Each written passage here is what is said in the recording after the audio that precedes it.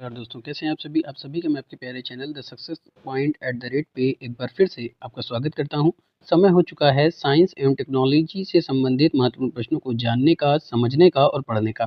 तो फटाफट से जुड़ जाइए और लोगों को इन्फॉर्म कर दीजिए कि साइंस एवं टेक्नोलॉजी के लिए साइंस एंड टेक्नोलॉजी से संबंधित महत्वपूर्ण क्लास आ चुकी है। वो भी जुड़ जाएं, आप भी जुड़ जाएं, ज़्यादा से ज़्यादा लोगों को जोड़ने का प्रयास कीजिए ताकि हमको भी मज़ा आए पढ़ाने में और आपको भी मज़ा आए पढ़ने में दोस्तों। तो वीडियो को शुरू करने से पहले एक छोटी सी गुजारिश है कि वीडियो को ज़्यादा से ज़्यादा लोगों तक पहुँचाएँ, शेयर करें, लाइक करें। दोस्तों द सक्सेस पॉइंट @ एजुकेशन का वो प्लेटफॉर्म है जो कि आपको क्वेश्चन ही नहीं देता है बल्कि उसके कारण को भी बताता है कि किस वजह से वो विकल्प सही है, किस वजह से वो आंसर सही है। तो प्यारे दोस्तों, चैनल से जुड़िए, चैनल पे भरोसा रखिए। अगर आप UPSC, UPPSC, TGT, PGT, bank, railway इन सभी की तैयारी करते हैं तो आप बिल्कुल सही चैनल पे आए हैं, सही मंच पर आए हैं। तो चैनल से जुड़िए, चैनल को सब्सक्राइब करें, बेल आइकन ऑन करें ताकि वीडियो की अपडेट आपको लगातार मिलती रहे। अगर आप नए प्रश्नों को देखना चाहते हैं, किसी सब्जेक्ट का गहन अध्ययन करना चाहते हैं तो आप प्लेलिस्ट में जाकर के देख सकते हैं। चलिए शुरू करते हैं, देखते हैं आज कौन से एग्जाम ओरिएंटेड प्रश्नों को रखा गया है। तो आज का पहला प्रश्न है, मिनुटमैन थर्ड अंतर महाद्वीपीय बैलिस्टिक मिसाइल यानी कि ICBM का विकास किस देश ने किया था? ध्यान से सुनिएगा दोस्तों, प्रश्न क्या कह रहा है? प्रश्न कह रहा है कि मिनुटमैन थर्ड अंतर महाद्वीपीय बैलिस्टिक मिसाइल का विकास किस देश ने किया था? विकल्प है संयुक्त राज्य अमेरिका, दूसरा है फ्रांस, तीसरा है जर्मनी और चौथा है रूस। विकल्प आपके सामने है दोस्तों, फटाफट से विकल्पों को ध्यान से देखते हुए उत्तर लगाने का प्रयास कीजिए।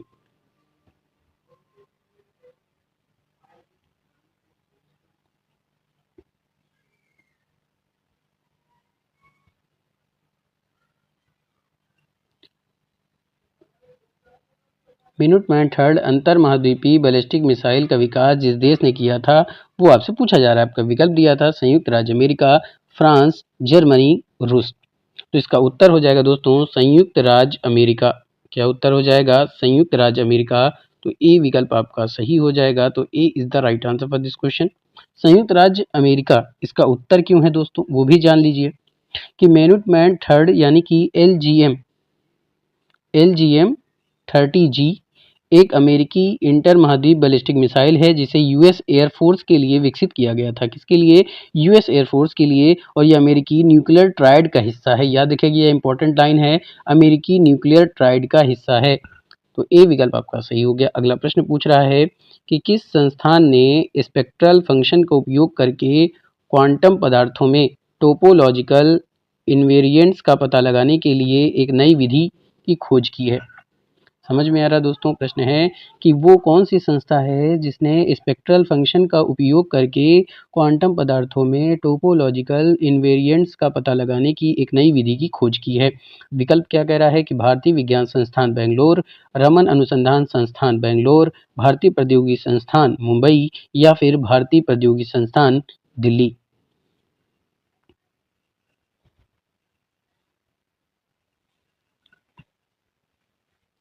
दोस्तों, सफलता पाने का सीधा सा मूल मंत्र है जिसके अंदर धैर्य, आत्मविश्वास और मेहनत होगी, वही अपनी लगन से सफलता को प्राप्त कर सकता है। तो मंजिलों से चलकर बेहतर मंजिलें तलाश कर, मिल जाए दरिया तो समंदर तलाश कर, यूं तो टूट जाते हैं पत्थर के चोट से शीशे, पत्थर ही टूट जाए ऐसा शीशा तलाश कर। तो आपको अपनी मेहनत से उस लक्ष्य तक पहुंचना है। तो मेहनत से पीछे हटना नहीं है दोस्तों, लगातार मेहनत करते जाना है, सफलता आपको जरूर मिलेगी। तो उत्तर आपको बताना है। तो इसका उत्तर है दोस्तों रमन अनुसंधान संस्थान बेंगलोर। क्या हो जाएगा? रमन अनुसंधान संस्थान बेंगलोर। रमन रिसर्च इंस्टीट्यूट यानी RRI बेंगलोर के शोधकर्ताओं ने स्पेक्ट्रल फंक्शन का उपयोग करते हुए टोपोलॉजिकल इन्वेरिएंट्स को पहचानने का एक नया तरीका खोजा है जो क्वांटम पदार्थों की विशेषताओं का पता लगाने के लिए उपयोगी होगा। तो आपका बी विकल्प सही हो जाएगा। तो B is the right answer for this question और ये इंपॉर्टेंट हो जाएगा दोस्तों। अगले प्रश्न को देखते हैं। अगला प्रश्न है दोस्तों कि CRISPR कैश प्रणाली के संदर्भ में आपको बताना है कि कौन सा कथन सही है। पहला कह रहा है कि यह बैक्टीरिया की प्रतिरक्षा प्रणाली से व्युत्पन्न होता है। दूसरा है कि Cas9 एक RNA अणु है। तीसरा है इसका उपयोग आनुवांशिक रोगों के उपचार के लिए संभावित है। तो कथनों को ध्यान से पढ़िए और तब उत्तर लगाने का प्रयास कीजिए। बहुत ही शानदार, बहुत ही लाजवाब सेशन है दोस्तों। ये सेशन आपको मिस नहीं करना। अगर आप सेशन मिस कर देते हैं तो डेफिनेटली आपका सिलेक्शन रुक सकता है दोस्तों। सिलेक्शन पाना है तो the success point at the rate पे ही आना है दोस्तों। तो CRISPR कैश प्रणाली के संदर्भ में कौन सा कथन सही है, इसका आपको उत्तर देना है। फटाफट से उत्तर लगाने का प्रयास कीजिए दोस्तों। ज़्यादा से ज़्यादा प्रश्नों को अगर आप लगाएंगे तो सिलेक्शन आपका जल्दी होगा दोस्तों। तो अगर हम बात कर लें पहले कथन की, यह बैक्टीरिया की प्रतिरक्षा प्रणाली से भी उत्पन्न होता है, तो ये कथन बिल्कुल सही है दोस्तों। क्यों सही है? क्योंकि जब वायरस बैक्टीरिया पर हमला करता है तो बैक्टीरिया उस वायरस के डीएनए का जो छोटा हिस्सा होता है उसे अपने जीनोम से सुरक्षित रख लेता है। बाद में कैस प्रोटीन उसी अनुक्रम को पहचान कर वायरस को काट देता है। दूसरे प्रश्न की कथन की अगर हम बात करें कि कैस 9 एक आरएनए अणु है, तो ये गलत हो जाएगा दोस्तों। ये गलत हो जाएगा क्योंकि कैस 9 एक इंडो न्यूक्लियस प्रोटीन है जो डीएनए को काटता है।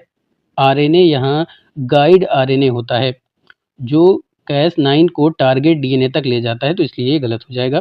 तीसरे विकल्प की बात करें तो इसका उपयोग आनुवांशिक रोगों जैसे कि स्किल सेल एनीमिया आदि के इलाज के लिए किया जा रहा है, ये बिल्कुल सही है। तो आपका पहला सही है और तीसरा सही है। तो पहला तीसरा कौन से विकल्प में है? ए विकल्प में दे रहा है, तो ए विकल्प सही हो जाएगा। तो A is the right answer for this question. अगले प्रश्न को देखते हैं। अगला प्रश्न आपसे पूछ रहा है कि mRNA वैक्सीन के संदर्भ में कौन सा कथन सही है। पहला कथन है कि यह कोशिका के नाभिक में प्रवेश नहीं करती। दूसरा है यह डीएनए को स्थायी रूप से बदल देती है। तीसरा है यह एंटीजन प्रोटीन के उत्पादन को प्रेरित करती है। ध्यान से देखिए कथन को और तब विकल्प लगाइए कि पहला तीसरा सही है, केवल दूसरा सही है, पहला दूसरा तीसरा सही है या फिर केवल तीसरा सही है। तो mRNA वैक्सीन के संदर्भ में कौन सा कथन सही है?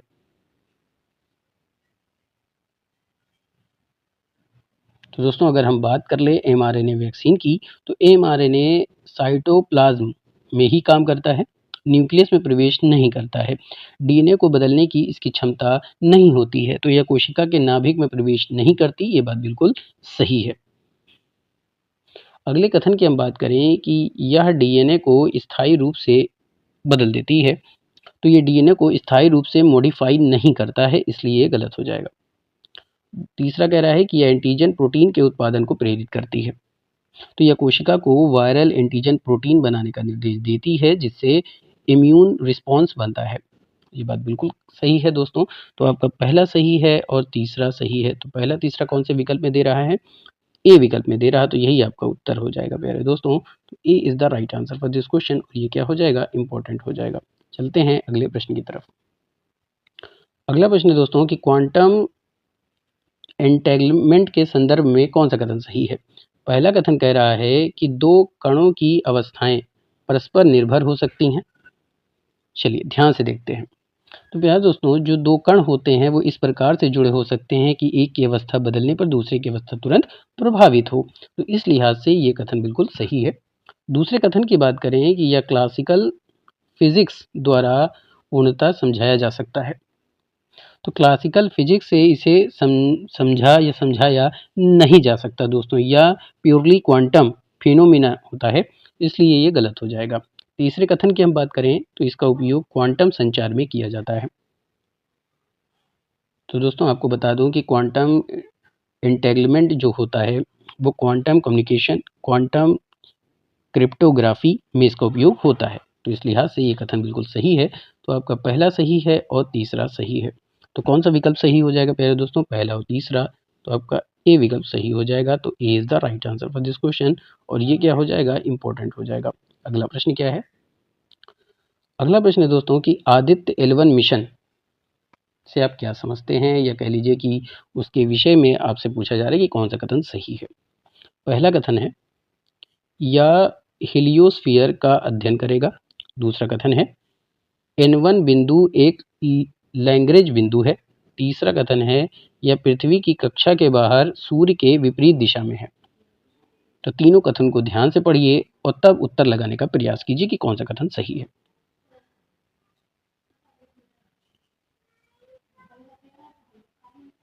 तो दोस्तों अगर हम बात करें आदित्य L1 मिशन की, तो यह मुख्यतः सूर्य के कोरोना ज्वालाओं CME यानी कि कोरोनल मास इजेक्शन का अध्ययन करेगा, या कह लीजिए या हीलियोस्फीयर का अध्ययन करेगा, तो ये गलत हो जाएगा।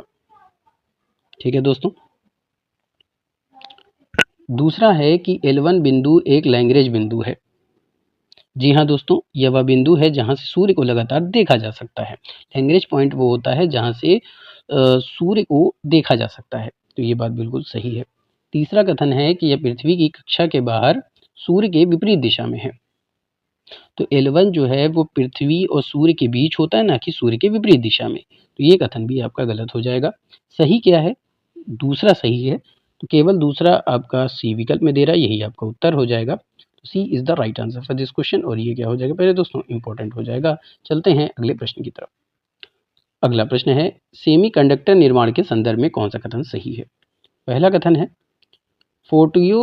फोटोलिथोग्राफी का उपयोग माइक्रोचिप निर्माण में होता है। दूसरा कथन कह रहा है कि सिलिकॉन शुद्ध रूप में अच्छा चालक होता है। तीसरा कह रहा है कि डोपिंग से एन टाइप और पी टाइप सेमीकंडक्टर बनते हैं। वह दोस्तों ये प्रश्न आपके इलेक्ट्रॉनिक्स से संबंधित भी हो सकता है, क्योंकि जो इलेक्ट्रॉनिक्स से संबंधित जो कोर्स करते हैं उनके कोर्स में भी इस टाइप के प्रश्न पूछे जा सकते हैं। तो बहुत ही इंपॉर्टेंट है सेमीकंडक्टर निर्माण के संदर्भ में, क्योंकि इस वक्त सेमीकंडक्टर एक मोस्ट इंपॉर्टेंट टॉपिक है दोस्तों, जो सरकार के एतबार से किया जा रहा है, क्योंकि सेमीकंडक्टर की एक इकाई जो है वो उत्तर प्रदेश में भी स्थापित की गई है।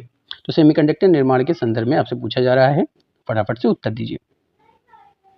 सेमीकंडक्टर की हम बात करें दोस्तों, तो फोटोलिथोग्राफी माइक्रोचिप बनाने की प्रमुख प्रक्रिया है, जिसमें लाइट का उपयोग करके सर्किट पैटर्न बनाया जाता है।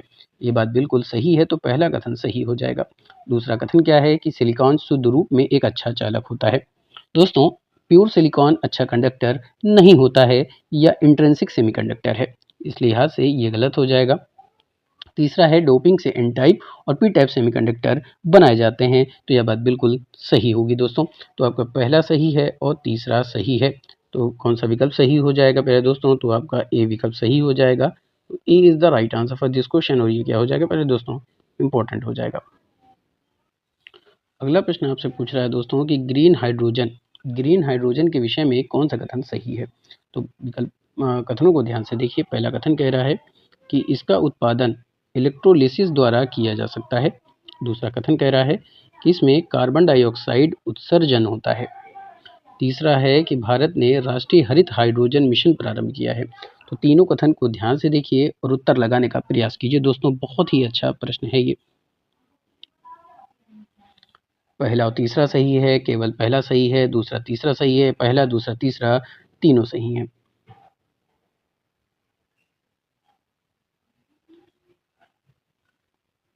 तो दोस्तों अगर हम ग्रीन हाइड्रोजन की बात करें, तो ग्रीन हाइड्रोजन का जो उत्पादन है वो रिन्यूएबल एनर्जी यानी कि सौर या पवन से चलने वाले इलेक्ट्रोलिसिस द्वारा किया जाता है। तो ये कथन बिल्कुल सही है। और सही क्यों है दोस्तों? क्योंकि इलेक्ट्रोलिसिस में जो H2O होता है, पानी का फार्मूला क्या होता है? H2O होता है। जो H2O होता है वो किस में टूटता है?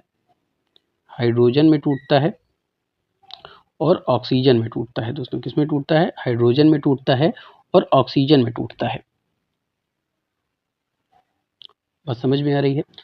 इस लिहाज से आपका पहला सही हो गया। दूसरा, इसमें कार्बन डाइऑक्साइड उत्सर्जन होता है। तो दोस्तों ये गलत हो जाएगा, क्योंकि जो ग्रीन हाइड्रोजन होता है उसकी खास बात यह है कि इसमें कार्बन डाइऑक्साइड उत्सर्जित नहीं होते हैं, क्योंकि इसमें फॉसिल फ्यूल उपयोग नहीं होता है। अगर नेचुरल गैस से बने तो यह ग्रे हाइड्रोजन कहलाता है, इस लिहाज से ये गलत हो जाएगा। तीसरा कथन है कि भारत ने राष्ट्रीय हरित हाइड्रोजन मिशन प्रारंभ किया है। तो आपको बता दूं कि भारत ने नेशनल ग्रीन हाइड्रोजन मिशन जो लॉन्च किया था वो 2023 में शुरू किया था। कब किया था ये भी याद रखिए, 2023 में इसको लॉन्च किया था, 2023 में प्रारंभ किया था। जिसका उद्देश्य था कि 2030 तक बड़े स्तर पर उत्पादन और निर्यात क्षमता विकसित किया जाए। तो आपका ये भी कथन सही हो जाएगा। तो पहला सही है और तीसरा कथन आपका बिल्कुल सही है। तो आपका ए विकल्प सही हो जाएगा दोस्तों। तो A is the right answer for this question. तो ए विकल्प आपका सही हो जाएगा और ये प्रश्न क्या है, इंपॉर्टेंट होगा। चलते हैं अगले प्रश्न की तरफ। अगला प्रश्न है दोस्तों कि 5G तकनीक के विषय में कौन सा कथन सही है? पहला कह रहा है कि यह मैसिव मीमो का उपयोग करती है। दूसरा कह रहा है इसकी लेटेंसी 4G से अधिक होती है। तीसरा है या IoT को सक्षम बनाने में सहायक है। तो फटाफट से उत्तर लगाइए दोस्तों कि कौन सा कथन सही है। पहला और तीसरा विकल्प सही है, पहला और तीसरा कथन सही है, केवल दूसरा सही है, पहला दूसरा तीसरा सही है, केवल तीसरा सही है। तो अगर हम 5G की बात करें तो यह मैसिव मीमो यानी मल्टीपल आउटपुट तकनीक का उपयोग होता है। तो इस लिहाज से ये कथन बिल्कुल सही हो जाएगा दोस्तों, जिससे अधिक डेटा ट्रांसफर और बेहतर स्पेक्ट्रम दक्षता मिलती है। दूसरा, 5G की लेटेंसी 4G से कम होती है दोस्तों, अधिक नहीं होती है। क्या होती है? कम होती है। यह IoT को सक्षम बनाने में सहायक है। ये बात भी बिल्कुल सही है दोस्तों। तो आपका पहला सही है और तीसरा सही है। तो आपका कौन सा विकल्प सही हो जाएगा? ए विकल्प आपका सही उत्तर हो जाएगा। तो A is the right answer for this question. और ये क्या हो जाएगा प्यारे दोस्तों? इंपॉर्टेंट हो जाएगा, याद रखिएगा। आगे चलते हैं। अगला प्रश्न है कि जैव विविधता संरक्षण के विषय में कौन सा कथन सही है। पहला कथन कह रहा है कि राष्ट्रीय उद्यानों में मानव गतिविधि पूर्णतः प्रतिबंधित होती है। दूसरा कह रहा है कि बायोस्फीयर रिजर्व में कोर, बफर और ट्रांजिशन जोन होते हैं। तीसरा कह रहा है कि इन सीटू संरक्षण में जीन बैंक शामिल है। तो दोस्तों अगर हम यूपीएससी नॉन समझें तो राष्ट्रीय उद्यानों में मानव गतिविधियां लगभग पूरी तरह से प्रतिबंधित होती हैं। तो ये कथन बिल्कुल सही है। बायोस्फीयर रिजर्व में कोर, बफर और ट्रांजिशन जोन होते हैं। ये तीनों होते हैं, बिल्कुल सही है। तीसरा है इन सीटू संरक्षण में जीन बैंक शामिल है। ये गलत हो जाएगा दोस्तों, क्योंकि जीन बैंक एक सीटू कंजर्वेशन का उदाहरण है, इसलिए गलत हो जाएगा। तो पहला सही है आपका और दूसरा सही है। तो पहला दूसरा कौन से विकल्प में है? ए विकल्प में है। तो यही आपका उत्तर हो जाएगा। तो A is the right answer for this question. और प्रश्न क्या हो जाएगा पहले दोस्तों? यहाँ से इंपॉर्टेंट हो जाएगा। अगला प्रश्न क्या है? अगला प्रश्न है कि न्यूक्लियर फ्यूजन के विषय में कौन सा कथन सही है। पहला कथन कह रहा है कि यह भारी नाभिक के विखंडन पर आधारित है। दूसरा कह रहा है कि इसमें अत्यधिक तापमान आवश्यक है। तीसरा कह रहा है कि ITER परियोजना फ्यूजन से संबंधित है। तो न्यूक्लियर फ्यूजन की बात करें तो यह विखंडन यानी फ्यूजन नहीं है, बल्कि फीजन नहीं है, बल्कि फ्यूजन है यानी संलयन है। तो ये गलत हो जाएगा दोस्तों। अगर संलयन होता, याद रखिएगा, अगर संलयन होता तो ये बात बिल्कुल सही हो जाती। ठीक है। दूसरा, इसमें अत्यधिक तापमान आवश्यक होता है, बात बिल्कुल सही है। ITER परियोजना फ्यूजन से संबंधित है, ये बात भी बिल्कुल सही है। तो आपका दूसरा सही है दोस्तों और तीसरा सही है। तो दूसरा तीसरा कौन से विकल्प में है? ए विकल्प में। तो ये आपका उत्तर हो जाएगा। तो A is the right answer for this question. और प्रश्न क्या हो जाएगा दोस्तों? इंपॉर्टेंट हो जाएगा, याद रखिएगा। अगला प्रश्न है कि आर्टिफिशियल इंटेलिजेंस यानी AI के विषय में कौन सा कथन जो है वो सही कह रहा है। पहला कथन है कि मशीन लर्निंग AI का उपसमूह है। मशीन लर्निंग AI का सब्जेक्ट है, यानी AI बड़ा छाता है, ML AI का हिस्सा है, डीप लर्निंग ML का हिस्सा है। तो हम कह सकते हैं ये बिल्कुल सही है। दूसरा है डीप लर्निंग बहुस्तरीय न्यूरल नेटवर्क पर आधारित है। तो दोस्तों ये कथन भी बिल्कुल सही है। तीसरा है AI निर्माण लेने में डेटा पर निर्भर नहीं करती है। AI निर्णय लेने में डेटा पर निर्भर करती है, याद रखिएगा, इसलिए गलत हो जाएगा। तो पहला दूसरा सही है। तो आपका ए विकल्प सही उत्तर हो जाएगा दोस्तों। तो A is the right answer for this question. और ये क्या हो जाएगा? इंपॉर्टेंट हो जाएगा। चलते हैं अगले प्रश्न की तरफ। अगला प्रश्न आपसे पूछ रहा है कि ब्लॉकचेन के विषय में। पहला कथन है यह वितरित लेजर तकनीक है। दूसरा कह रहा है कि इसमें क्रिप्टोग्राफिक हैशिंग का उपयोग होता है। तीसरा कह रहा है यह केवल वित्तीय लेन देन तक सीमित है। तीनों विकल्प कथनों में से कौन सा कथन सही है? तो दोस्तों ब्लॉकचेन की बात करें तो डिस्ट्रीब्यूटेड लेजर टेक्नोलॉजी डेटा कई नोड्स पर स्टोर होता है। तो ये बात बिल्कुल सही है। दूसरा, इसमें क्रिप्टोग्राफ हैशिंग का उपयोग होता है, ये भी सही है। यह केवल वित्तीय लेन देन तक सीमित है, दोस्तों ये गलत हो जाएगा। तो आपका कौन सा कथन सही है? पहला सही है और दूसरा सही है। पहला दूसरा कौन से विकल्प में है? डी विकल्प में। तो यही आपका सही उत्तर होगा। तो D is the right answer for this question. और ये क्या हो जाएगा दोस्तों? इंपॉर्टेंट हो जाएगा। अगला प्रश्न क्या कहता है? अगला प्रश्न है कि गगनयान मिशन के विषय में कौन सा कथन सही है। पहला कथन है कि यह इसरो का मानव अंतरिक्ष मिशन है। दूसरा है कि इसमें LVM-3 रॉकेट का उपयोग होगा। तीसरा है यह चंद्रमा की सतह पर उतरेगा। बहुत ही आसान कथन दिया गया है दोस्तों, आसानी से आप उत्तर लगा सकते हैं। तो गगनयान इसरो का पहला मानव अंतरिक्ष मिशन है, यह कथन बिल्कुल सही है। इसमें LVM-3 रॉकेट का उपयोग होगा। तो दोस्तों ये बात भी बिल्कुल सही है। और अगर बात करें कि चंद्रमा की सतह पर उतरेगा, तो इस चंद्रमा पर नहीं, ये लो अर्थ ऑर्बिट यानी कि LEO पे उतरेगा, इसलिए गलत है। क्यों दोस्तों? क्योंकि LEO पे अगर ये होता तो ये सही होता, इसलिए गलत है क्योंकि चंद्रमा की सतह पर नहीं उतरेगा। तो आपका पहला सही है और दूसरा कथन सही है। तो पहला दूसरा कौन से विकल्प में है? सी विकल्प में है। तो यही आपका उत्तर हो जाएगा। C is the right answer for this question और ये इंपॉर्टेंट हो जाएगा। अगला प्रश्न क्या कहता है? अगला प्रश्न है दोस्तों कि नैनो कण, पहला कह रहा है कि इनका आकार 1 से 9 नैनोमीटर होता है। दूसरा कह रहा है कि इनके जो गुण हैं वो बल्क पदार्थ से अलग हो सकते हैं। तीसरा है या केवल कृत्रिम रूप से बनाए जाते हैं। तो इन तीनों में से कौन सा कथन सही है? पहला दूसरा सही है, पहला तीसरा सही है, दूसरा तीसरा सही है, या फिर इनमें से कोई नहीं?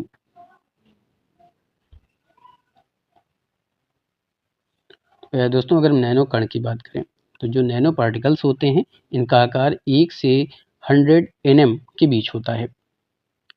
कथन बिल्कुल सही है। दूसरा कह रहा है कि इनके गुण बल्क पदार्थ से अलग हो सकते हैं। तो दोस्तों इनके जो गुण होते हैं वो बल्क पदार्थ से अलग हो सकते हैं। कारण क्या है? सरफेस एरिया अधिक होता है, क्वांटम इफेक्टिव होता है। तो कह सकते हैं कि दूसरा कथन भी सही है। तीसरा, ये केवल कृत्रिम रूप से बनाए जाते हैं। तो ये गलत हो जाएगा दोस्तों, क्योंकि ये केवल कृत्रिम रूप से नहीं बनाए जाते, ज्वालामुखी, राख, धुआं, कई तरीके से। तो ये कथन गलत हो जाएगा। तो पहला और दूसरा, पहला दूसरा ए विकल्प में है, यही आपका सही उत्तर होगा। तो A is the right answer for this question और ये क्या हो जाएगा दोस्तों? इंपॉर्टेंट हो जाएगा। चलते हैं अगले प्रश्न की तरफ। अगला प्रश्न है साइबर सुरक्षा से आपका कौन सा कथन सही है? पहला है कि रैनसमवेयर डेटा इनक्रिप्ट कर सकता है। दूसरा है फिशिंग सोशल इंजीनियरिंग का उदाहरण है। तीसरा है ब्लॉकचेन हैक नहीं हो सकता। तो दोस्तों रैनसमवेयर डेटा इनक्रिप्ट कर सकता है, ये कथन बिल्कुल सही है। फिशिंग सोशल इंजीनियरिंग का उदाहरण है, ये भी सही है, जहां नकली ईमेल, SMS, वेबसाइट से व्यक्ति को धोखा देकर सेंसिटिव जानकारी ली जाती है, इसलिए ये सही है। ब्लॉकचेन हैक नहीं हो सकता दोस्तों, तो ब्लॉकचेन को हैक करना कठिन है लेकिन असंभव नहीं है, इसलिए ये कथन गलत है। तो केवल पहला सही है और दूसरा सही है।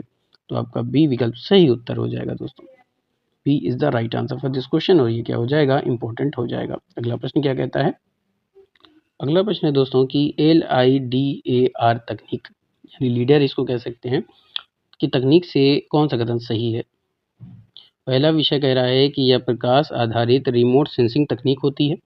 दूसरा है इसका उपयोग स्वचालित वाहनों में होता है। तीसरा कह रहा है कि ये रेडियो तरंगों पर आधारित है। तो पहला और दूसरा सही है, केवल दूसरा सही है, केवल तीसरा सही है, या केवल पहला सही है? तो दोस्तों LIDAR यानी लाइट डिटेक्शन एंड रेंजिंग या लेज़र यानी प्रकाश आधारित रिमोट सेंसिंग तकनीक होती है, तो ये कथन सही है। इसका उपयोग स्वचालित वाहनों में होता है, बिल्कुल सही है। यह रेडियो तरंगों पर आधारित है, तो रेडियो वेव्स पर आधारित तकनीक रडार होती है, ना कि लीडर होती है, तो ये गलत हो जाएगा। क्या होती है दोस्तों? रडार होती है। तो उत्तर आपका पहला सही है कथन और दूसरा सही है। तो पहला दूसरा कौन से विकल्प में है? ए विकल्प में, तो यही आपका उत्तर हो जाएगा। तो A is the right answer for this question और ये क्या हो जाएगा? इंपॉर्टेंट हो जाएगा। अगला प्रश्न है दोस्तों कि चंद्रयान-3 के विषय में कौन सा कथन सही है? पहला कह रहा है कि इसका जो उद्देश्य है वो सॉफ्ट लैंडिंग था। दूसरा कह रहा है कि इसमें ऑर्बिट शामिल नहीं था। तीसरा कह रहा है कि चंद्रमा के दक्षिण ध्रुव क्षेत्र में उतरा था। तो दोस्तों अगर हम बात करें तो ये तीनों ही कथन सही हैं। पहला भी सही है, दूसरा भी सही और तीसरा भी सही है। तो पहला, दूसरा, तीसरा तीनों सही है, तो आपका ए विकल्प सही हो जाएगा। तो A is the right answer for this question और ये इंपॉर्टेंट हो जाएगा। अगला प्रश्न क्या कहता है? अगला प्रश्न पूछ रहा है दोस्तों कि जैव प्रौद्योगिकी के विषय में कौन सा कथन सही है? पहला कह रहा है कि रिकॉम्बिनेंट DNA तकनीक जीन स्थानांतरण से जुड़ी हुई है। तीसरा है बिट कपास में कीट प्रतिरोधी जीन डाला गया है। तीसरा है GM फसलें पूर्णतः जोखिम मुक्त होती हैं। पहला, दूसरा, तीसरा सही है कथन, पहला दूसरा, पहला तीसरा, या फिर दूसरा तीसरा? तो दोस्तों अगर हम रिकॉम्बिनेंट DNA टेक्नोलॉजी की बात करें तो एक जीव से जीन लेकर दूसरे में स्थानांतरण होता है, तो इसलिए ये कथन सही है। दूसरा है बीट कपास में कीट प्रतिरोधी जीन डाला गया है। तो बीट कॉम्बिनेशन में जो कॉटन होता है यानी कपास, उसमें बैसिलस थ्यूरिंजिनसिस का जीन डाला गया है। तो दोस्तों ये कथन बिल्कुल सही है। तीसरा है जीएम फसलें पूर्णतः जोखिम मुक्त होती हैं। तो ये गलत हो जाएगा। तो आपका पहला सही है और दूसरा सही है। तो पहला दूसरा बी विकल्प सही हो जाएगा। तो B is the right answer for this question. और ये क्या हो जाएगा, इंपॉर्टेंट हो जाएगा। याद रखिएगा जो जिस जीन को डाला गया है उसका नाम क्या है, बैसिलस थरिंजेंसिस। ठीक है दोस्तों, आगे चलते हैं। अगला प्रश्न है कि ब्लैक होल के विषय में कौन सा कथन सही है। पहला कह रहा है इवेंट होराइजन से प्रकाश बाहर नहीं निकल सकता, बिल्कुल सही है। दूसरा है कि ये न्यूट्रॉन तारे के संकुचन से बन सकते हैं, ये भी सही है। तीसरा कह रहा है कि सौरमंडल के भीतर सामान्यतः पाए जाते हैं, तो ये गलत हो जाएगा दोस्तों, नहीं पाए जाते हैं। तो आपका पहला सही है, दूसरा सही है, तो पहला दूसरा ए विकल्प में है, तो यही आपका उत्तर हो जाएगा। तो A is the right answer for this question. और ये क्या हो जाएगा, इंपॉर्टेंट हो जाएगा। अगला प्रश्न क्या है, अगला प्रश्न दोस्तों कि ड्रोन नियम यानी भारत के बारे में बताना है।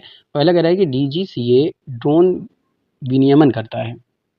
डीजीसीए यानी कि directorate general of civil aviation द्वारा किया जाता है। ड्रोन रूल्स 2021 लागू है, ये बात बिल्कुल सही है।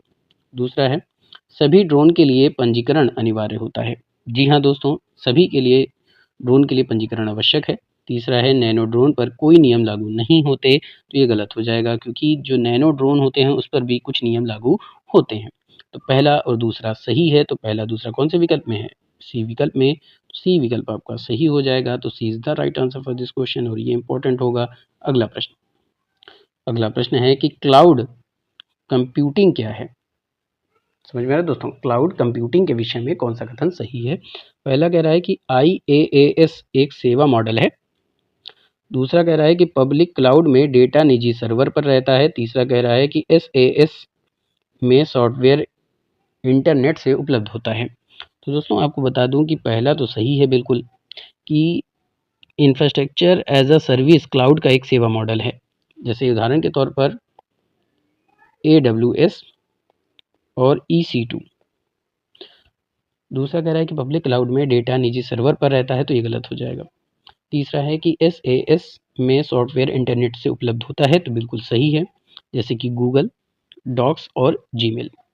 तो पहला और तीसरा, पहला तीसरा बी विकल्प में, तो यही आपका उत्तर हो जाएगा। तो B is the right answer for this question. और ये क्या हो जाएगा पहले दोस्तों, इंपॉर्टेंट हो जाएगा। अगला प्रश्न क्या कहता है, अगला प्रश्न है कि बायोफ्यूल के विषय में कौन सा कथन सही है। पहला कह रहा है इथेनॉल को पेट्रोल में मिलाया जाता है। दूसरा कह रहा है कि 2G एथेनॉल कृषि अपशिष्ट से बनता है। तीसरा है कि बायोफ्यूल ग्रीन हाउस गैस उत्सर्जन को कम कर सकते हैं। बायोफ्यूल की बात करते हैं दोस्तों अगर हम, तो भारत में पेट्रोल में इथेनॉल मिलाया जाता है, तो ये बात बिल्कुल सही है।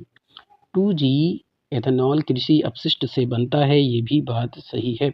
बायोफ्यूल ग्रीन हाउस गैस उत्सर्जन को कम कर सकते हैं, ये भी बात सही है। तो पहला दूसरा तीसरा ये तीनों सही हैं, तो आपका ए विकल्प सही हो जाएगा। तो A is the right answer for this question. और ये इंपॉर्टेंट होगा। अगला प्रश्न क्या कहता है, अगला प्रश्न है दोस्तों कि सेमीकंडक्टर मिशन, पहला है इसका उद्देश्य घरेलू चिप निर्माण बढ़ाना है। दूसरा है यह केवल निजी क्षेत्र तक सीमित है। तीसरा है इसमें सरकारी प्रोत्साहन शामिल है। तो दोस्तों इंडियन सेमीकंडक्टर मिशन का जो उद्देश्य है वो घरेलू चिप मैन्युफैक्चरिंग को बढ़ाना है, सही है। यह केवल निजी क्षेत्र तक सीमित है, ये गलत हो जाएगा। इसमें सरकारी प्रोत्साहन शामिल है, तो ये बिल्कुल सही है, जैसे कि PLI स्कीम्स, वित्तीय प्रोत्साहन आदि दिए जा रहे हैं। तो पहला सही है और तीसरा सही है, तो विकल्प कौन सा सही हो जाएगा, डी विकल्प आपका सही उत्तर हो जाएगा। तो D is the right answer for this question. और ये क्या हो जाएगा दोस्तों, इंपॉर्टेंट हो जाएगा। चलते हैं अगले प्रश्न की तरफ। आज का अंतिम प्रश्न, स्पेस डेब्रिस के विषय में कौन सा कथन सही है। पहला कह रहा है कि यह निष्क्रिय उपग्रहों से उत्पन्न हो सकता है। इनएक्टिव सैटेलाइट्स, रॉकेट, फ्रैगमेंट्स आदि से उत्पन्न हो सकता है, बिल्कुल सही है। दूसरा है यह सक्रिय उपग्रहों के लिए खतरा है, बिल्कुल सही है दोस्तों। तीसरा है वायुमंडल में प्रवेश पर यह पूर्णतः सुरक्षित होता है, तो ये गलत हो जाएगा। तो पहला सही है और दूसरा सही है, तो ए विकल्प आपका सही उत्तर हो जाएगा। तो A is the right answer for this question. और ये इंपॉर्टेंट हो जाएगा। दोस्तों आज का सेशन यहीं पे समाप्त करता हूँ। उम्मीद करता हूँ कि आप सबको आज का सेशन बहुत मज़ा आई होगी आज के सेशन को पढ़ने में, समझने में। तो आज का सेशन आपको कैसा लगा, दिल से ज़रूर कमेंट में बताइएगा। फिर मुलाकात होगी शानदार प्रश्नों के साथ इसी चैनल पर, महत्वपूर्ण प्रश्नों के साथ। तब तक के लिए थैंक यू, जय Hind, wish you all the best. प्यारे दोस्तों, क्या आप तैयार हैं यूपीपीएससी, यूपीएससी और सभी तरह के कॉम्पिटिटिव एग्जाम में साइंस एवं टेक्नोलॉजी को मास्टर करने के लिए? तो welcome to the success point at the rate, जहां हर सवाल बनेगा आपकी सफलता की नई सीढ़ी। चलिए शुरू करते हैं आज के पावर पैक एमसीक्यू सेशन को। प्यारे दोस्तों, सेशन शुरू हो चुका है। फटाफट से लोगों को इन्फॉर्म कर दीजिए कि साइंस की क्लास आ चुकी है, यानी साइंस एवं टेक्नोलॉजी से संबंधित महत्वपूर्ण प्रश्नों को जानने की और समझने की। तो चलिए शुरू करते हैं, देखते हैं आज का पहला प्रश्न क्या है। चैनल को सब्सक्राइब कीजिए, बेल आइकन ऑन कीजिए ताकि वीडियो की अपडेट आपको लगातार मिलती रहे। तो आज का पहला प्रश्न क्या कहता है कि इंटरनेट ऑफ थिंग्स यानी IoT के विषय में कौन सा कथन सही है? तो पहला कथन कह रहा है कि यह उपकरणों को इंटरनेट से जोड़ता है।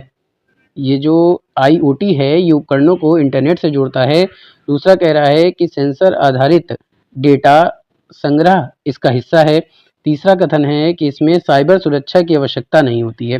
तो तीन तरह से कथन दिए गए हैं, आपको बताना है कि इंटरनेट ऑफ थिंग्स से रिलेटेड कौन से तीन कथनों में से कौन कौन से कथन सही हैं दोस्तों। तो दोस्तों आपने कथन देखा, आपका विकल्प कह रहा है कि पहला और दूसरा सही है, दूसरा तीसरा सही है, पहला दूसरा और तीसरा सही है, पहला और तीसरा सही है। तो इंटरनेट ऑफ थिंग्स से रिलेटेड तीनों कथनों में से कौन सा कथन सही है? तो फटाफट से देखिए और उत्तर लगाने का प्रयास कीजिए। दोस्तों अगर हम बात करें कि यह उपकरणों को इंटरनेट से जोड़ता है तो ये बात बिल्कुल सही है। IoT जो है ये स्मार्ट डिवाइस जैसे कि smart watch, smart fridge, CCTV आदि इंटरनेट से जुड़े होते हैं। दूसरी बात करें कि सेंसर आधारित डेटा संग्रह इसका हिस्सा है। तो जी हाँ दोस्तों, ये कथन भी आपका सही हो जाएगा। क्यों सही हो जाएगा? क्योंकि सेंसर डेटा जो होता है वो तापमान, आर्द्रता, गति आदि का मुख्य आधार होता है।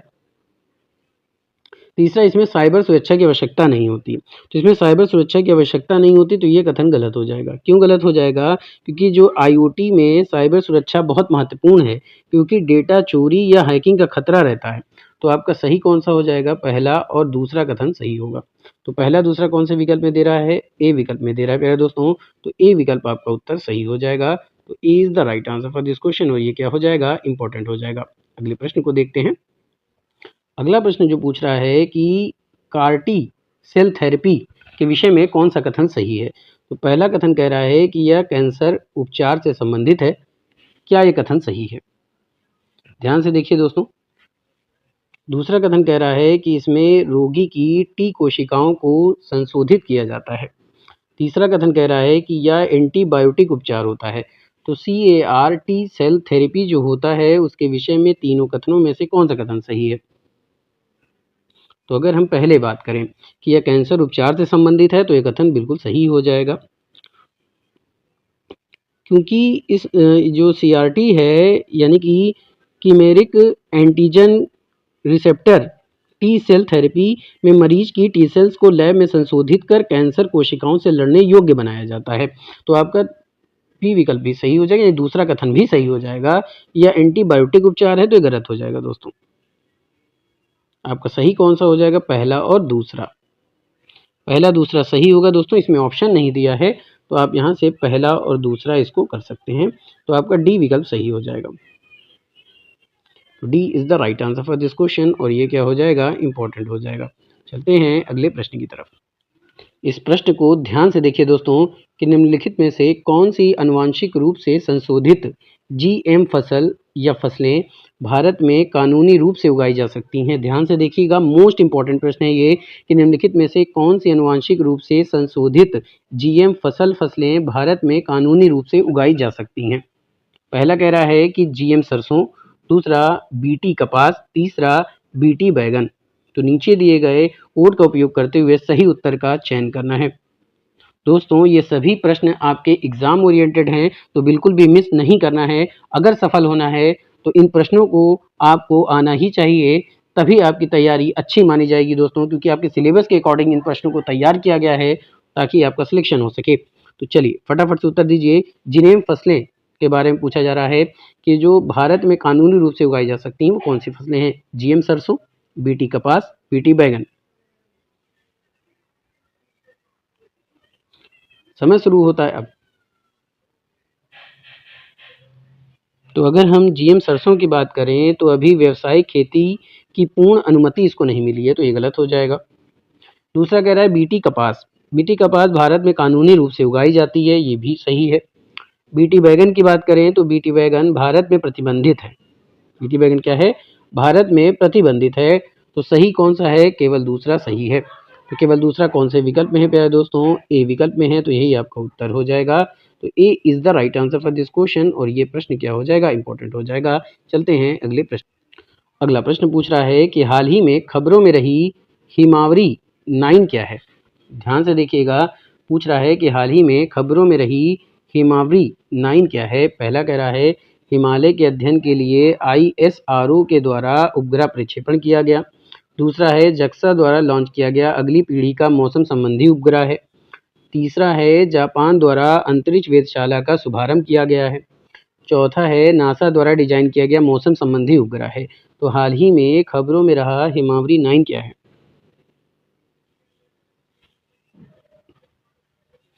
तो आपको बता दूं, ये जो हिमावरी 9 है, ये जापान का जियो स्टेशनरी मौसम उपग्रह है। क्या है? जियो स्टेशनरी मौसम उपग्रह है। तो हम कह सकते हैं कि जक्सा तो जापान का ही है। तो जक्सा के द्वारा इसे लॉन्च किया गया और अगली पीढ़ी का मौसम संबंधी ये उपग्रह है। तो आपका बी विकल्प यहाँ पे सही हो जाएगा दोस्तों। क्या है? कि जक्सा के द्वारा लॉन्च किया गया अगली पीढ़ी का मौसम संबंधी उपग्रह है। तो बी विकल्प आपका सही हो जाएगा। B is the right answer for this question. और जक्सा जो है वो कहाँ की है क्या दोस्तों? तो जक्सा जो है ये जापान की है, याद रखिएगा। जक्सा कहाँ की है? ये जापान की है। चलिए आगे देखते हैं अगले प्रश्न को। अगला प्रश्न है कि भारत के बैलिस्टिक मिसाइल डिफेंस शील्ड यानी कि BMD के संदर्भ में निम्नलिखित कथनों पर विचार कीजिए। पहला क्या कह रहा है कथन? कि ये जो BMD है यह स्वदेशी रूप से विकसित अवरोधक मिसाइल प्रणाली है। दूसरा कह रहा है कि BMD का विकास DRDO द्वारा किया जा रहा है। तीसरा कथन है कि ऊपर दिए गए कथनों में से, तीसरा क्या है पहले दोस्तों? ये तो आपसे पूछा जा रहा है कि ऊपर दिए गए कथनों में से कौन सा कथन सही है। तो आपको सिर्फ 2 कथन दिए गए हैं, आपको बताना है कि उन दोनों कथनों में से आपके कौन से कथन सही हैं। भारत का बैलिस्टिक मिसाइल डिफेंस यानी कि BMD की बात पूछ रही है प्यारे दोस्तों।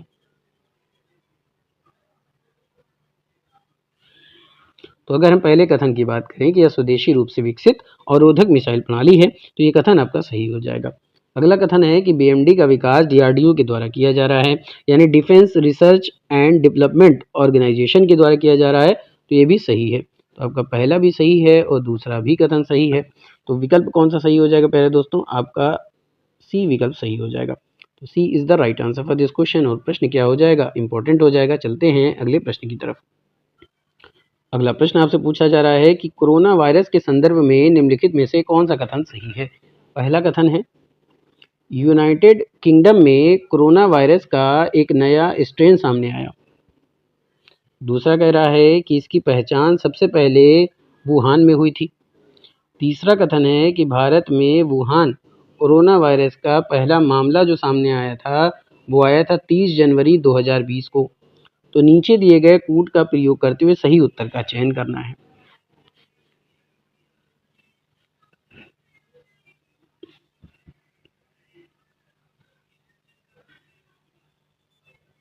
दोस्तों अगर पहले कथन की बात करें कि यूनाइटेड किंगडम में कोरोना वायरस का नया स्ट्रेन सामने आया था, तो ये कथन बिल्कुल सही है दोस्तों। इसलिए सही है कि 2020 में यूनाइटेड किंगडम में अल्फा वेरिएंट यानी B.1.1.7 पहचाना गया जो अधिक संक्रामक था।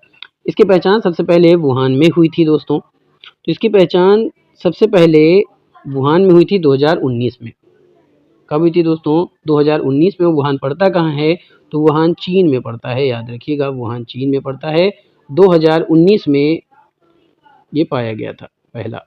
ठीक है। भारत में वुहान कोरोना वायरस का जो पहला मामला था वो 30 जनवरी 2020 को सामने आया था। तो ये कथन भी आपका सही हो जाएगा दोस्तों। एक रिपोर्ट के मुताबिक ये तीनों ही कथन सही हैं। तो कौन सा सही हो जाएगा? पहला, दूसरा, तीसरा तीनों सही है। तो आपका डी विकल्प यहाँ से सही हो जाएगा। T is the right answer for this question, और ये इंपॉर्टेंट हो जाएगा। अगर आपसे प्रश्न में पूछ ले कि सबसे पहले कोरोना वायरस जो है ये किस वर्ष देखा गया था, तो आपको बता दूं दिसंबर 2019 में। जब देखा गया था दिसंबर 2019 में मामला पहले देखा गया था। आगे चलते हैं। अगला प्रश्न आपसे पूछ रहा है कि समाचारों में अक्सर दिखाई देने वाले इंटरनेट ऑफ थिंग्स IoT के संदर्भ में निम्नलिखित में से कौन सा कथन सही है। अब इससे पहले भी हम लोग ने IoT के बारे में देखा, क्योंकि IoT एक इस वक्त जो चल रहा है ट्रेंड में बहुत इंपॉर्टेंट क्वेश्चन है दोस्तों। IoT एक महत्वपूर्ण टॉपिक है, इसको आप बिल्कुल भी मिस नहीं करिएगा। जिस तरह से भी प्रश्न आपके तैयार हो सके इससे रिलेटेड आप बिल्कुल पढ़ के जाइएगा। पहला कथन है कि IoT आमतौर पर उन परिदृश्यों को संदर्भित करता है जहां नेटवर्क कनेक्टिविटी और कंप्यूटिंग क्षमता वस्तुओं, सेंसर और रोजमर्रा की वस्तुओं तक विस्तारित होती है। दूसरा कथन क्या कह रहा है कि IoT उपकरण और सेवाएं साइबर हमले के लिए संभावित प्रवेश बिंदु के रूप में काम कर सकती है और उपयोगकर्ता डेटा को चोरी के खतरों में भी डाल सकती है। तीसरा कथन क्या कह रहा है कि IoT से निगरानी और ट्रैकिंग में संभावित वृद्धि को लेकर चिंताएं और बढ़ जाती हैं। तो आपको बताना है कि तीनों कथनों में से कौन सा कथन सही है। समय शुरू होता है अब।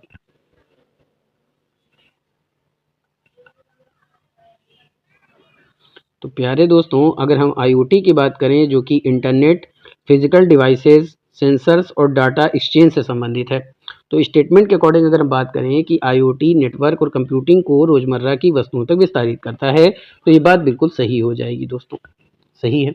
अगला कथन है कि IoT उपकरण और सेवाएं साइबर हमले के लिए संभावित प्रवेश बिंदु के रूप में काम कर सकती है और उपयोगकर्ता डेटा को चोरी के खतरे में डाल सकती है, तो ये भी सही है।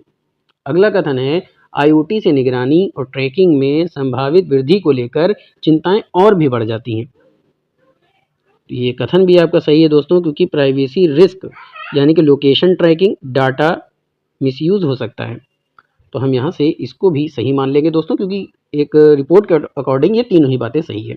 तो पहला, दूसरा, तीसरा भी सही है, तो आपका डी विकल्प सही हो जाएगा। तो D is the right answer for this question. और प्रश्न क्या हो जाएगा दोस्तों, इंपॉर्टेंट हो जाएगा। चलते हैं अगले प्रश्न की तरफ। अगला प्रश्न है कि नॉन फंजिबल टोकन के संदर्भ में निम्नलिखित कथनों पर विचार करें। पहला क्या कहता है?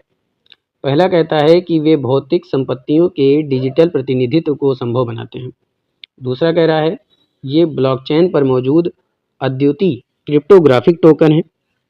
तीसरा है कि इनका समतुल्य मूल्य पर व्यापार या विनियमन या विनिमय किया जा सकता है और इसलिए इन्हें वाणिज्यिक लेनदेन के माध्यम के रूप में किया जा सकता है। तो तीनों कथनों में से कौन सा कथन सही है, ये आपको बताना है।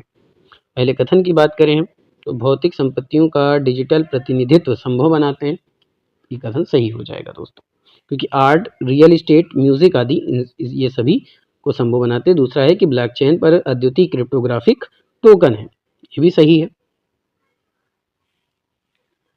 तीसरे कथन कि इन्हें सामान्य मूल्य पर विनिमय किया जा सकता है, तो ये गलत हो जाएगा दोस्तों।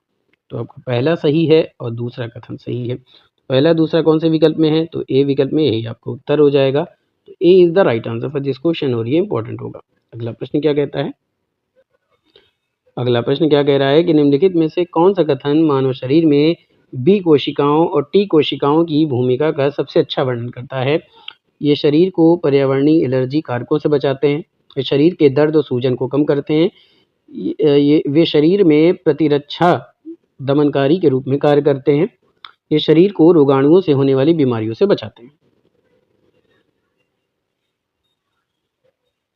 दोस्तों, अगर हम बी कोशिकाओं, टी कोशिकाओं की बात करें तो ये शरीर को रोगाणुओं से होने वाली बीमारियों से बचाते हैं। तो आपका डी विकल्प सही उत्तर हो जाएगा।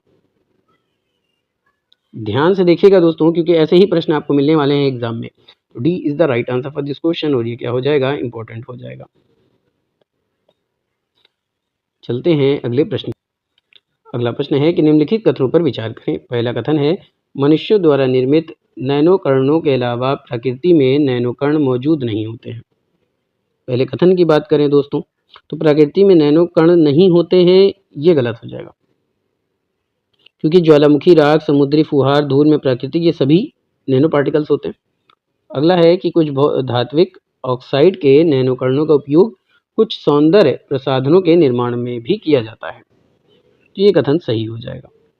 अगला कथन है कि कुछ व्यावसायिक उत्पादों के नैनोकण जो पर्यावरण में प्रवेश करते हैं मनुष्यों के लिए असुरक्षित होते हैं, तो ये भी सही हो जाएगा। तो कौन कौन सा कथन आपका सही है?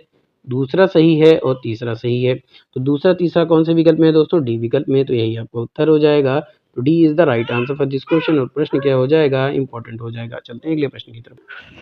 अगला प्रश्न है दोस्तों कि निम्नलिखित कथनों पर विचार करना है कि डीएनए बार कोडिंग निम्नलिखित कार्यों के लिए एक उपकरण हो सकता है, इसके विषय में पहला क्या कह रहा है, इसको देखना जरूरी है दोस्तों। पहला कह रहा है कि किसी पौधे या जानवर की आयु का आकलन करना। दूसरा है एक जैसी दिखने वाली प्रजातियों में अंतर करना। तीसरा है प्रसंस्कृत खाद्य पदार्थों में अवांछित पशु या पादप सामग्री की पहचान करना। तो पहले स्टेटमेंट की बात कर लेते हैं। आयु का आकलन करना, तो ये गलत हो जाएगा। क्यों गलत हो जाएगा? क्योंकि डीएनए बार कोडिंग स्पीसीज आइडेंटिफाई करता है, आगे नहीं बताता। ठीक है, खाली आइडेंटिफाई करता है। ठीक है, एज नहीं बताता, ऐसे समझिए। क्या नहीं बताता? एज नहीं बताता है, बाकी क्या करता है? आइडेंटिफाई करता है। ये गलत हो जाएगा। दूसरा, एक जैसी दिखने वाली प्रजातियों में अंतर करता है, बिल्कुल सही है दोस्तों। तीसरे कथन की बात करें कि प्रसंस्कृत खाद्य पदार्थों में अंशित पशु या पादप सामग्री की पहचान करता है, तो ये भी सही है। तो सही कौन सा है? दूसरा सही है और तीसरा कथन सही है। तो दूसरा तीसरा कौन से विकल्प में दे रहा है? डी विकल्प में। तो डी विकल्प आपका उत्तर सही हो जाएगा। तो D is the right answer for this question. और प्रश्न क्या हो जाएगा पहले दोस्तों? इंपॉर्टेंट हो जाएगा। अगला प्रश्न क्या है? अगला प्रश्न है कि निम्न पर विचार करें। पहला कह रहा है आरोग्य सेतु, कोविन, डिजिटल लॉकर, दीक्षा। ऊपर दिए गए विकल्पों में से कौन से ओपन सोर्स डिजिटल प्लेटफॉर्म पर आधारित है?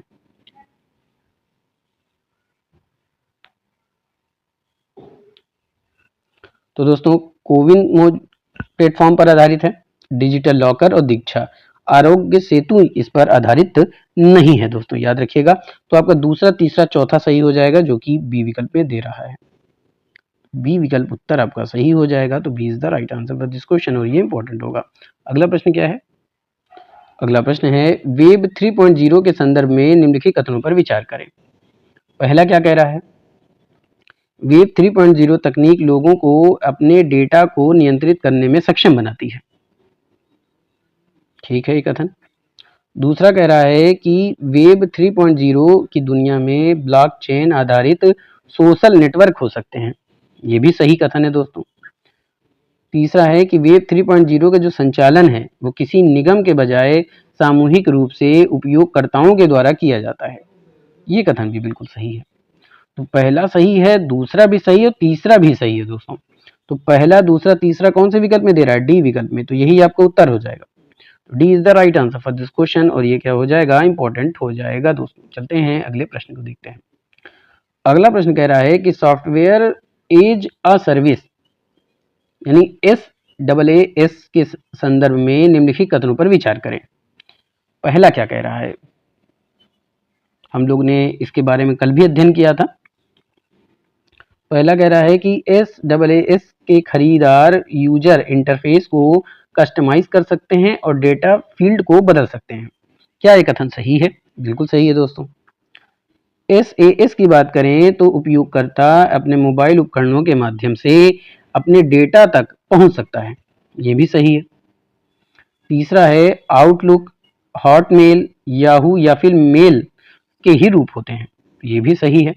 तो पहला कथन सही है, दूसरा भी सही है, तीसरा भी सही है। तो पहला दूसरा तीसरा कौन से विकल्प में है? डी विकल्प में। तो यही आपका उत्तर हो जाएगा। तो D is the right answer for this question और प्रश्न यहाँ से क्या हो जाएगा दोस्तों? इंपॉर्टेंट हो जाएगा। अगला प्रश्न पूछ रहा है कि निम्नलिखित में से कौन सा कथन है जो मीडिया में अक्सर चर्चा में रहने वाली फ्रैक्शनल ऑर्बिटल बम्बार्डमेंट सिस्टम के पीछे के विचार को सबसे अच्छी तरह से प्रदर्शित करता है या दर्शाता है? पहला कह रहा है, पहला क्या कह रहा है दोस्तों? पृथ्वी की ओर आ रहे क्षुद्र ग्रह का मुकाबला करने और उसे अंतरिक्ष में ही नष्ट करने के लिए एक हाइपरसोनिक मिसाइल अंतरिक्ष में दागी जाती है। अगर इसकी बात करें दोस्तों तो ये गलत हो जाएगा। एक अंतरिक्ष यान कई कक्षीय गतियां पूरी करने के बाद दूसरे ग्रह पर उतरता है। ये भी कथन गलत हो जाएगा।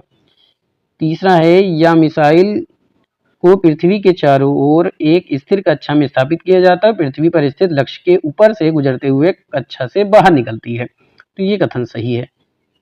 चौथा है कि एक अंतरिक्ष यान धूमकेतु के साथ साथ समान गति से चलता है और उसकी सतह पर एक जांच उपकरण स्थापित करता है। तो ये गलत हो जाएगा। सही क्या है? सी विकल्प, कि एक मिसाइल को पृथ्वी के चारों ओर स्थिर कक्षा में स्थापित किया जाता है और पृथ्वी पर स्थित लक्ष्य के ऊपर से गुजरते हुए कक्षा से बाहर निकलती है।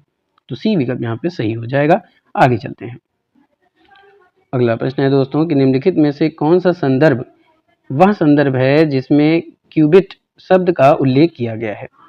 क्लाउड सेवाएं, क्वांटम कंप्यूटिंग, दृश्य प्रकाश संचार प्रौद्योगिकी, वायरलेस संचार प्रौद्योगिकी। दोस्तों क्यूबिट यानी कि quantum bit used in quantum computing, तो हम कह सकते हैं कि क्वांटम कंप्यूटिंग से रिलेटेड है। तो बी विकल्प आपका सही हो जाएगा। तो B is the right answer for this question. और प्रश्न क्या हो जाएगा दोस्तों? इंपॉर्टेंट हो जाएगा। अगला प्रश्न क्या है? अगला प्रश्न है कि निम्नलिखित संचार प्रौद्योगिकी पर विचार करें। पहला क्या कहता है दोस्तों? कहता है कि क्लोज सर्किट डिवीजन, रेडियो आवृत्ति पहचान, वायरलेस लोकल एरिया नेटवर्क। तो ऊपर दिए गए जो उपकरण दिए गए हैं वो प्रौद्योगिकियों में किसे अल्प श्रेणी उपकरण माना जाता है, यानी प्राथमिक उपकरण माना जाता है। अल्प श्रेणी में रखा गया उन्हें दोस्तों। ठीक है, पहला, दूसरा, तीसरा, पहला, तीसरा या फिर तीनों। तो आपको बता दूं दोस्तों कि प्रौद्योगिकियों में पहला भी यानी कि सीसीटीवी यानी क्लोज सर्किट टेलीविजन, दूसरा है रेडियो आवृत्ति पहचान, तीसरा है वायरलेस लोकल एरिया नेटवर्क, यानी तीनों ही। तो डी विकल्प में दे रहा है, तो डी विकल्प आपका उत्तर सही हो जाएगा। D is the right answer for this question. और प्रश्न क्या हो जाएगा पहले दोस्तों? इंपॉर्टेंट हो जाएगा। चलते हैं अगले प्रश्न की तरफ। अगर अभी तक आपने चैनल को सब्सक्राइब नहीं किया तो चैनल को सब्सक्राइब कर दें, क्योंकि ऐसे ही महत्वपूर्ण प्रश्न आपको रोज मिलने वाले हैं दोस्तों। क्योंकि ये सभी एग्जाम ओरिएंटेड प्रश्न हैं जो कि आपके यूपीएससी, यूपीपीएससी या किसी भी कॉम्पिटिटिव एग्जाम को क्रैक करने के लिए काफी हद तक आपके मददगार साबित होंगे। अगला प्रश्न है दोस्तों कि निम्नलिखित कथनों पर विचार करें। पहला कथन क्या कह रहा है कि मानव ऊतकों के भीतर स्थित चिकित्सा प्रत्यारोपणों पर बायोफिल्म बन सकती है। दूसरा कह रहा है कि खाद्य पदार्थों और खाद्य प्रसंस्करण सतहों पर बायोफिल्म बन सकती है। तीसरा है कि जो बायोफिल्म है वो एंटीबायोटिक प्रतिरोध प्रदर्शित कर सकती है। तो तीनों ही क्या है? सही है दोस्तों। तो तीनों कथन सही हैं, तो यानी डी विकल्प आपका उत्तर सही हो जाएगा। तो D is the right answer for this question. और ये क्या हो जाएगा? इंपॉर्टेंट हो जाएगा। अगला प्रश्न क्या है? अगला प्रश्न है दोस्तों कि बायोटिक्स के संबंध में निम्नलिखित कथनों पर विचार करें। कह रहा है कि जो बायोटिक्स है ये बैक्टीरिया और ईस्ट दोनों से मिलकर बने होते हैं। दूसरा कह रहा है कि बायोटिक्स में पाए जाने वाले जीव हमारे द्वारा खाए जाने वाले खाद्य पदार्थों में मौजूद होते हैं, लेकिन वे स्वाभाविक रूप से हमारी आंत में नहीं पाए जाते। तीसरा कह रहा है कि बायोटिक्स दूध में मौजूद शर्करा के पाचन में मदद करते हैं। तो बायोटिक्स बैक्टीरिया और ईस्ट दोनों से मिलकर बनते हैं, सही है। बाकी दूसरा कथन आपका गलत हो जाएगा दोस्तों। तीसरा कथन सही है कि बायोटिक्स दूध में मौजूद शर्करा के पाचन में मदद करती है। पहला सही है और तीसरा सही। आपने देखा दोस्तों, ध्यान से देखिएगा कथन को और तब उत्तर लगाने का प्रयास कीजिएगा। कमेंट में जरूर बताइएगा कि आपके स्कोर कितने सही होते हैं, कितने सही प्रश्नों के उत्तर आप दे पाते हैं। तो पहला तीसरा सही है, तो आपका सी विकल्प सही हो जाएगा। C is the right answer for this question. और ये क्या हो जाएगा? इंपॉर्टेंट हो जाएगा। अगले प्रश्न। तो अगला प्रश्न क्या पूछ रहा है दोस्तों कि कोविड-19 महामारी को रोकने के लिए निर्मित टीकों के संदर्भ में निम्नलिखित कथनों पर विचार कीजिए। क्या कह रहा है कि कोविड-19 महामारी को रोकने के लिए निर्मित टीकों के संदर्भ में निम्नलिखित कथनों पर विचार कीजिए। पहला कथन कह रहा है कि सीरम इंस्टीट्यूट ऑफ इंडिया ने mRNA प्लेटफॉर्म का उपयोग करके कोविशील्ड नामक कोविड-19 वैक्सीन का उत्पादन किया है। तो ये गलत हो जाएगा दोस्तों। क्यों गलत हो जाएगा ये भी जान लीजिए। क्योंकि जो कोविड शील्ड यानी कि कोविड-19 जो था ये ऑक्सफोर्ड एस्ट्राजेनेका पर बेस्ड था। दूसरा कह रहा है कि स्पुतनिक वी वैक्सीन का निर्माण वेक्टर आधारित प्लेटफॉर्म का उपयोग करके किया जाता है, जो बिल्कुल सही है। दूसरा कह रहा है कि कोवैक्सीन एक निष्क्रिय रोगजनक आधारित टीका है, तो ये भी बात सही है। तो आपका दूसरा कथन सही है दोस्तों, तीसरा सही है। तो दूसरा तीसरा कौन से विकल्प में दे रहा है? बी विकल्प में। यही आपका प्यारा सा उत्तर हो जाएगा। B is the right answer for this question और ये क्या हो जाएगा? इंपॉर्टेंट हो जाएगा। ऐसे ही शानदार प्रश्नों को प्राप्त करते रहिए दोस्तों। कल की पिछली वीडियो बिल्कुल भी देखना मत भूलिएगा दोस्तों, क्योंकि अगर आपने पिछली वीडियो नहीं देखी है तो उस वीडियो को जरूर देखिएगा दोस्तों, क्योंकि पिछली वीडियो और आज की वीडियो इतनी इंपॉर्टेंट है, इतनी एग्जाम ओरिएंटेड है कि ये सारे प्रश्न में से आपको सफलता दिलाने के लिए काफ़ी है दोस्तों। ये प्रश्न आपको आपका एग्जाम क्रैक करवा सकता है। अगला प्रश्न पूछ रहा है कि यदि कोई बड़ा सौर तूफान यानी कि सौर ज्वाला पृथ्वी तक पहुंचता है तो पृथ्वी पर निम्नलिखित में से कौन से संभावित प्रभाव हो सकते हैं? पहला कह रहा है कि जीपीएस और नेविगेशन सिस्टम फेल हो सकते हैं। तो अगर हम जीपीएस या नेविगेशन सिस्टम की बात करें तो ये फेल हो सकता है, ये बात बिल्कुल सही है। दूसरा कह रहा है कि भूमध्य रेखीय क्षेत्रों में सुनामी आ सकती है, तो ये गलत हो जाएगा, क्योंकि सोलर स्टॉर्म का ओशियन से रिलेशन नहीं होता है। तीसरा है कि बिजली ग्रिड क्षतिग्रस्त हो सकते हैं, ये बात भी बिल्कुल सही है दोस्तों। चौथा है कि पृथ्वी के अधिकांश हिस्सों में तीव्र अरोरा दिखाई दे सकते हैं, ये भी सही है। पांचवा है कि पृथ्वी के अधिकांश हिस्सों में वनों में आग लग सकती है, तो दोस्तों आग नहीं लग सकती, इसलिए ये गलत हो जाएगा।